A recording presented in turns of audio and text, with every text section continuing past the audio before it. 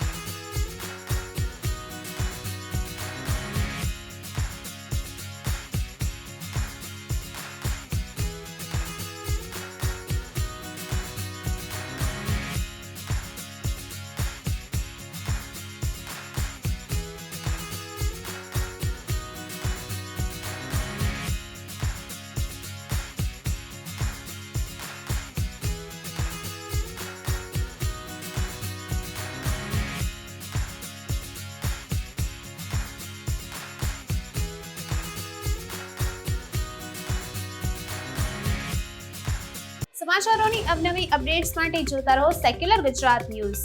સાથે secular Gujarat news ચેનલને like, share અને સબસ્ક્રાઇબ કરો અને બેલ આઇકોન દબાવીને સમાચારોની ઝડપી માહિતી મેળવો।